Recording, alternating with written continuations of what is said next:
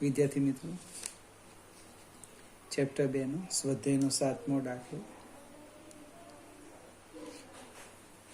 એક વિદ્યાર્થી 100 મોટવણી ધરાવતા મોટવણી 10મા ધોરણમાં આવતો હતો એમ 100 મોટવણી ધરાવતા માઇક્રોસ્કોપ વડે માનવ વાળની જાડાઈ માપે છે. માઇક્રોસ્કોપના દ્રશ્ય ક્ષેત્રમાં વાળની જે જાડાઈ છે એ 3.5 મિલીમીટર છે.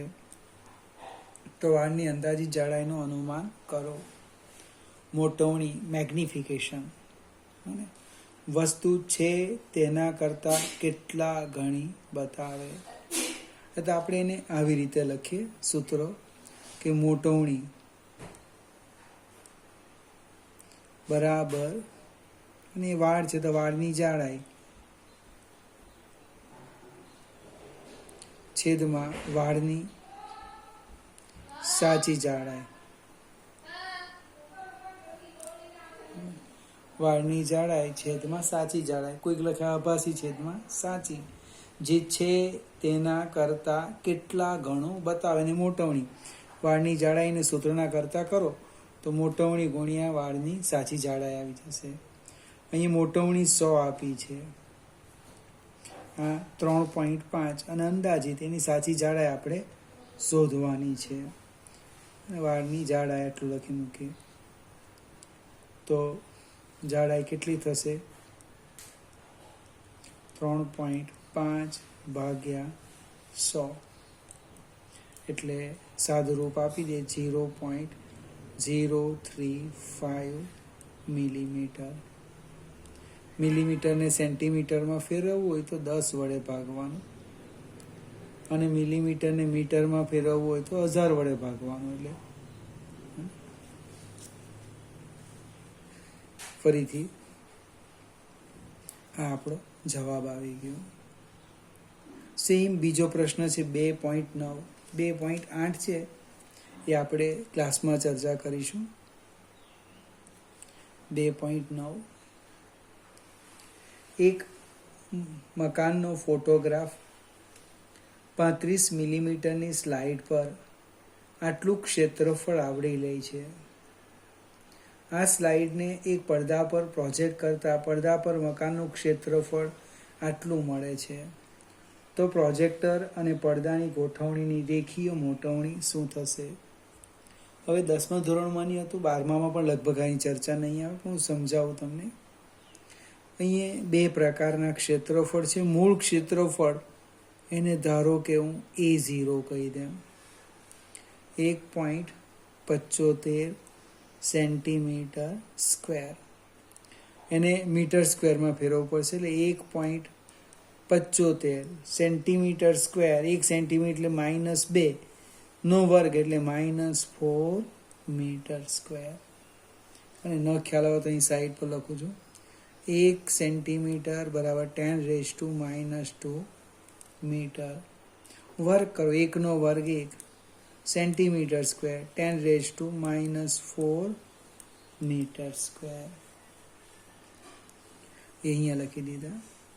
હવે એ પડદા ઉપર જો એ મકાનનો ફોટો, એનું જે ક્ષેત્રફળ છે એ કેટલું જોવા મળે?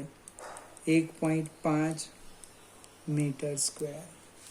હવે ક્ષેત્રફળ એટલે ચોરસ હોય તો L², લંબચોરસ હોય તો લંબાઈ ગુણ્યા પહોળાઈ, વર્તુળ હોય તો πr², જે હશે તે.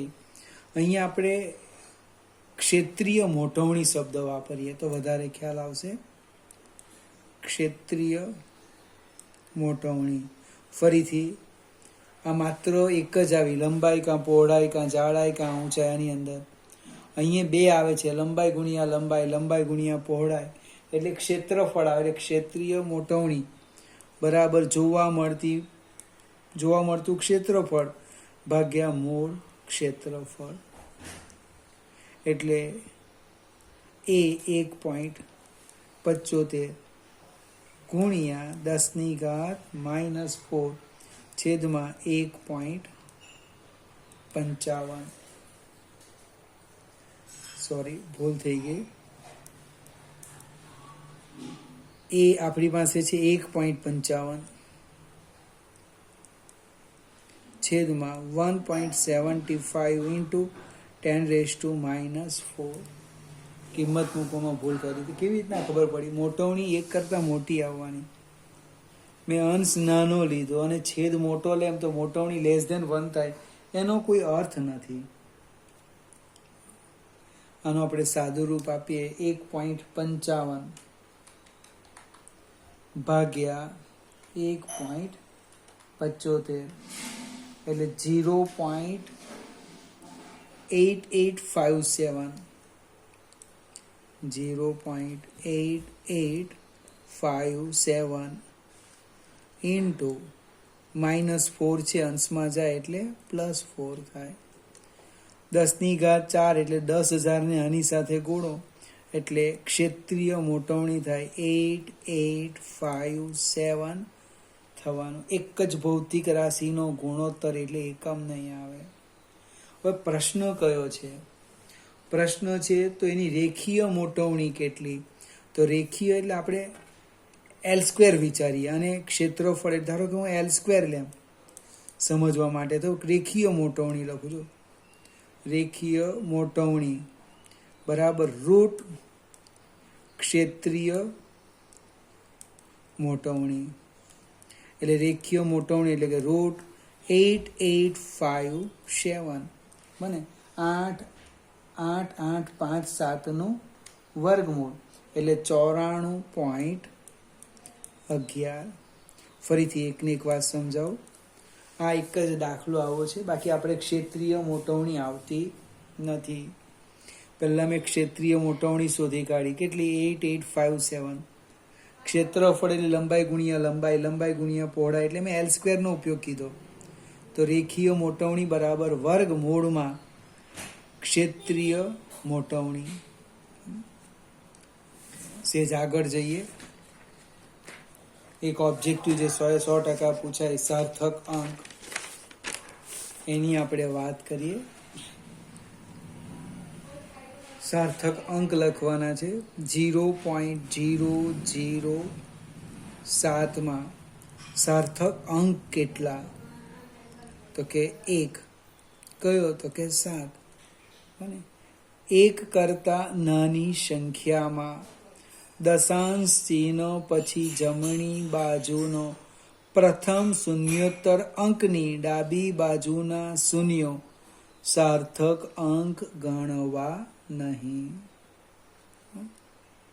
તે જ પ્રમાણે બીજું લખ્યું છે 2.64 ઇન્ટુ 10⁻24 કિલોગ્રામ. અહીંયા સાર્થક અંકો કેટલા? તો કે 3 જ છે. 3 કયા કયા? 2, 6, 4. કોઈકને વિચાર 10⁻24 તો કંઈ વાંધો નહીં, લઈ લો. તો 2.64 ને 10⁻24 વડે ગુણે તો 264 પછી કેટલા? 22 મીંડા આવશે. હવે દશાંશ ચિહ્ન સિવાયની સંખ્યા હોય ને અંતિમ શૂન્યોત્તર અંકની ડાબી બાજુના જે શૂન્યો જમણી બાજુના એ શૂન્યને સાર્થક અંકો ગણવા નહીં. એટલે કેટલા આવવાના? 3 જ આવશે. 2, 6 અને 4. ત્રીજો છે 0.2370 ગ્રામ પર સેન્ટીમીટર ક્યુબ. 0.2370 ગ્રામ પર સેન્ટીમીટર ક્યુબ. હવે આની અંદર સાર્થક અંકો કયા કયા? 2, 3, 7 અને 0, 4. 2, 3, 7 અને 0. દશાંશ ચિહ્ન વાળી સંખ્યામાં દશાંશ ચિહ્ન પછી જમણી બાજુ અંતિમ શૂન્યોત્તર અંકની જમણી બાજુના શૂન્યને સાર્થક અંકો ગણવા. ત્યાર પછી સેમ ફરીથી છે D 6.320.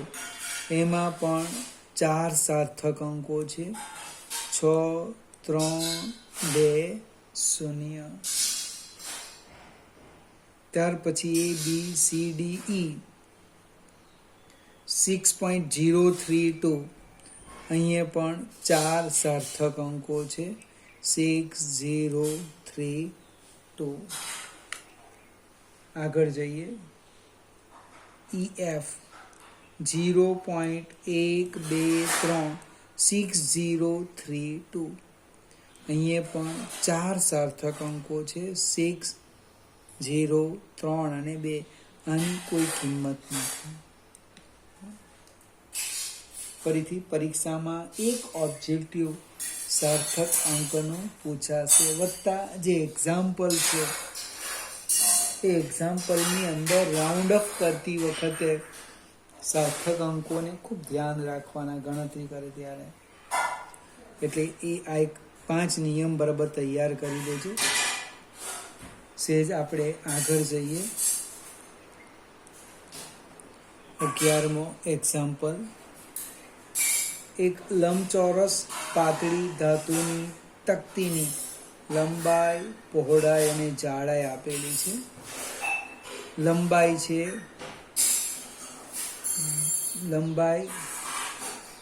4.234 મીટર. એની પહોળાઈ 1.005 સેન્ટીમીટર અને એની જાડાઈ, ડેપ્થ, ઊંડાઈ જે કેવું તે 2.01 સેન્ટીમીટર. મજાની વસ્તુ આવી. 1 મીટરમાં છે ને 2 સેન્ટીમીટરમાં છે, તો મીટરને સેન્ટીમીટરમાં ફેરવી દો. અહીં એવું લખ્યું નથી કે એનું કદ કે ક્ષેત્રફળ મીટરમાં શોધવું. અને એવું હતું તો આપણે સેન્ટીમીટરને મીટરમાં ફેરવશે. એટલે આ જે મીટર છે એને સેન્ટીમીટરમાં ફેરવું. 100 વડે ગુણવાના એટલે દશાંશ સીમા 2 ખસી જશે. 423.4 સેન્ટીમીટર. હવે ક્ષેત્રફળ શોધવાનું છે. હું માત્ર સૂત્ર લખીશ, ગણતરી તમારે જાતે કરવાની. હવે એ જે તકતી છે એને કુલ 6 બાજુ આવે. 6 બાજુમાં 2-2ની જોડ આવે સરખી. દાખલા તરીકે આપણે એક કામ કરીએ, આ ચોપડી લઈ લઈએ. તકતી, ચોપડી જરાક મોટી લાગતી હોય તો આ તકતી લઈ લઈએ. આ દેખાય છે ને મોબાઈલ, એની આ બાજુ અને આ બાજુ સરખી આવે. એની આ બાજુ અને આ નીચેની બાજુ સરખી આવે. આ બાજુ અને આ બાજુ સરખી આવે. એટલે કુલ ક્ષેત્રફળ લખવું હોય તો આપણે આમ લખીએ, જો 2 કૌંસમાં લંબાઈ ગુણ્યા પહોળાઈ વત્તા પહોળાઈ ગુણ્યા જાડાઈ ગુણ્યા જાડાઈ ગુણ્યા લંબાઈ. આ વત્તા છે, અહીંયા વત્તા છે. પ્રશ્ન કયો છે? આટલો સરળ દાખલો પૂછ્યો એવું નથી. આ દાખલા પૂછવા પાછળનો હેતુ સાર્થક અંકો છે. ગુણાકારમાં જે સંખ્યામાં ઓછામાં ઓછા સાર્થક અંકો હોય એટલા જ અંતિમ પરિણામમાં દર્શાવવાના. એટલે 423.4 ગુણ્યા 1.005 કરવાનું. જે આવે તે આખી સંખ્યા લખવાની. ત્યાર પછીના પદમાં સાર્થક અંકોને જોવાના. કેટલા? તો ઓછામાં ઓછા 4 જ લેવાના, બાકીનાને દૂર કરવાના. એ જ પ્રમાણે BD શોધો, DL શોધો અને સરવાળાના પણ નિયમનો ઉપયોગ કરો. હું આ તમારા પર છોડી દેમ છું. એ જ પ્રમાણે કદ લખીએ. કદ V બરાબર LBH. ગણી કાઢીએ, સરળ છે. 4.234 ગુણ્યા, આપણે સેન્ટીમીટર લેવાનું છે, 423.4 ગુણ્યા 1.005 ગુણ્યા 2.01. આપણે ગુણાકાર કરીએ. 423.4 ગુણ્યા 1.005 ગુણ્યા 2.01 એટલે કેટલા આવવાના? 855.29 સેન્ટીમીટર ક્યુબ. પણ અહીં તમે અવલોકન કરો, આમાં 4 સાર્થક અંક છે આમાં પણ 4 સાર્થક અંક છે, આમાં 3 જ છે, એટલે 3 જ દર્શાવવાના. અને ગુણાકારમાં જે સંખ્યામાં ઓછામાં ઓછા સાર્થક અંકો હોય એટલા જ અંતિમ પરિણામમાં દર્શાવવા. એટલે આ નીકળી જવાના, 8 5 5 રહેવાના, આને કાઢી નાખવાના. હવે જેને દૂર કરવાના તે જોવાનું. 5 કરતાં નાની સંખ્યા છે તો આગળના અંકમાં કોઈ ફેર પડશે નહીં, એટલે 855 સેન્ટીમીટર ક્યુબ. સહેજ આગળ જઈએ. આપણે આજે હતો 11મો દાખલો, 12મો દાખલો લઈ લઈએ. એક તુલા વડે માપેલ એક બોક્સનું દળ આપ્યું છે, અને એને ધારો કે બોક્સનું દળ હું M1 કેમ છું 2.300 કિલોગ્રામ. હવે આ બોક્સમાં 20.15 ગ્રામ અને 20.17 ગ્રામ દળના સોનાના 2 ટુકડા મૂકવામાં આવે છે. 2 ટુકડા છે M2 20.15 ગ્રામ, એટલે એને કિલોગ્રામમાં ફેરવો કાં કિલોગ્રામને ગ્રામમાં ફેરવો, જોઈએ આપણે જે યોગ્ય લાગે તે. M3 બીજા ટુકડાનું દળ છે 20.17 ગ્રામ. રકમ વાંચવાની પણ સોના પ્રત્યે ખેંચાવાનું નહીં. પ્રશ્ન છે બોક્સનું કુલ દળ કેટલું થશે. બીજું, યોગ્ય સાર્થક અંક સુધી બંને ટુકડાના દળનો તફાવત કેટલો હશે. હવે ઘણા મિત્રો શું કરે, ડાયરેક્ટ સરવાળો કરી દેશે, એવું નહીં. આપણે એક કામ કરીએ, કિલોગ્રામને ગ્રામમાં ફેરવીએ, એટલે 1000 વડે ગુણો એટલે 2300 ગ્રામ. હવે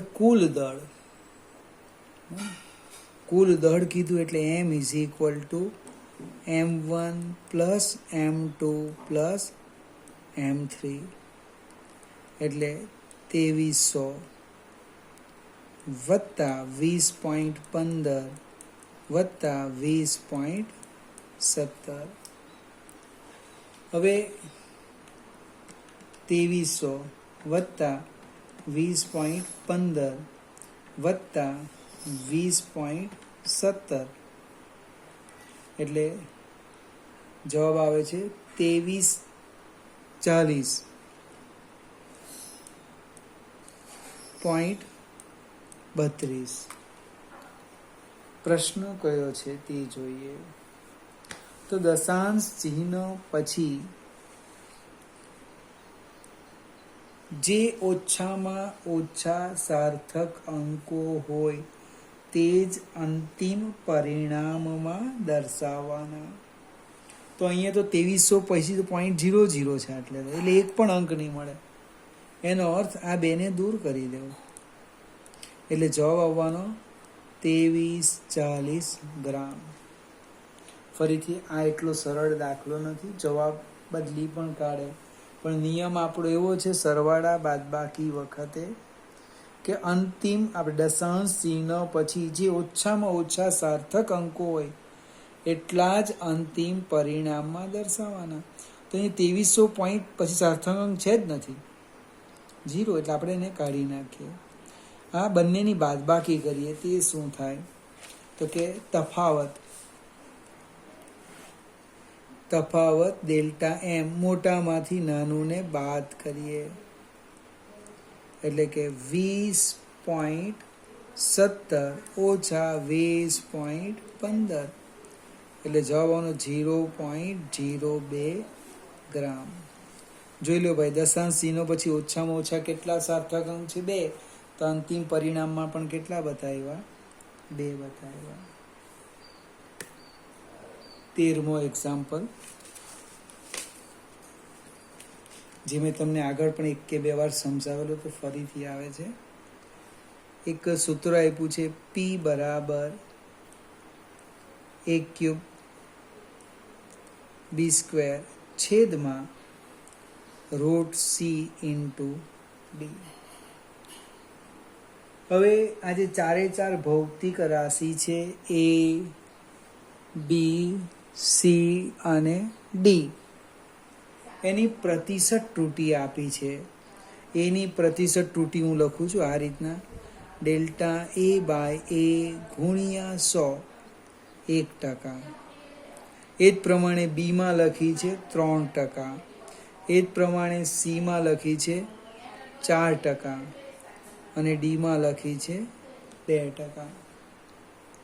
અહીંયા સ્ટેપ લખું જ લખાય: ડેલ્ટા બી બાય બી ગુણ્યા 100, ડેલ્ટા સી બાય સી ગુણ્યા 100, ડેલ્ટા ડી બાય ડી ગુણ્યા 100. હવે આપણે સાપેક્ષ ત્રુટી લખીએ. ગુણાકાર ભાગાકાર છે એટલે સાપેક્ષ ત્રુટી. જે મિત્રને ખ્યાલ નહીં આવે એ બરાબર ધ્યાન આપે. પીમાં નિરપેક્ષ ત્રુટી ભાગ્યા સાચું મૂલ્ય. ઘાતનો નિયમ 3 અગાડી આવે: નિરપેક્ષ ભાગ્યા સાચું મૂલ્ય. Plus twice delta B by b plus. હવે વર્ગમૂળ છે. વર્ગમૂળનો અર્થ સીની ઘાત 1/2 કહેવાય. એટલે 1/2 delta C by c plus delta D by d. હવે 100 વડે ગુણવાનું છે તો પ્રતિશત ત્રુટી મળે: ડેલ્ટા પી બાય પી ગુણ્યા 100, 3 ડેલ્ટા એ બાય એ ગુણ્યા 100. બંને બાજુ 100 વડે ગુણીએ એટલે જવાબ બદલાય નહીં.